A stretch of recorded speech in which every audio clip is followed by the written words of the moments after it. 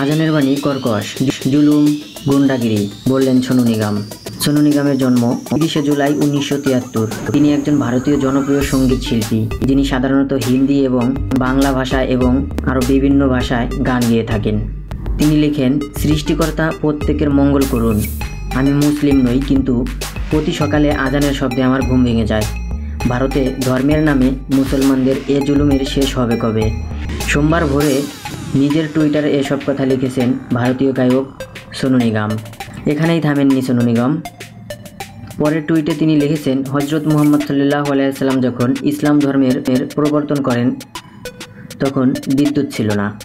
এডিসনের Thomas Alva Edison বিদ্যুৎ আবিষ্কারের ফলে আমাকে কেন মুসলমানদের এই কর্কশ শক্তির শিকার হতে হবে? তিনি আরও লিখেছেন, আমি কোনো মন্দির বা গুরুদুয়ারায় ধর্মের অনুসারীদেরকে জাগাতে বিদ্যুতের ব্যবহার বিশ্বাস করি না। সবশেষে তিনি গুন্ডাগিরি বলে উল্লেখ করেন আজানের শব্দকে। মাইক্রো ব্লগিং সাইটে সোনু নিগমের এই টুইট সিরিজ এর মধ্যে সোনু নিগমের এই কথা বিশ্বব্যাপী এখন আলোচনার ঝড় বইছে। অনেকেই তার সমর্থন করছেন, আবার অনেকেই তার বিরোধিতা করছেন। সোনু নিগমকে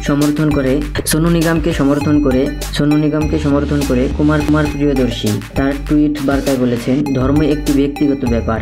এক্ষেত্রে একজনের উচিত নয় লাউড স্পিকার বা বোমার সাহায্যে অন্যজনকে বাধ্য করা। সোনু নিগম একটি যৌক্তিক পয়েন্ট তুলে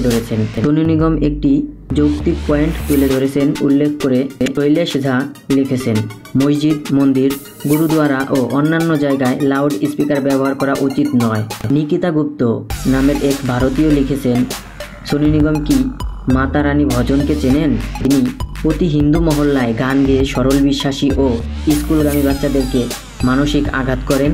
তিনি কি নিজের এই কথা জানেন না? তিনিও অনেক সাউন্ড, অনেক বাদ্যযন্ত্র ব্যবহার করে সমাজ নষ্ট করছেন। এদিকে বাংলাদেশে ও সোনু নিগমের বিপক্ষে অনেক কথা বলা বলি হচ্ছে। তিনি একজন অভিজ্ঞ লোক হয়ে এসব কথা কেন বললেন?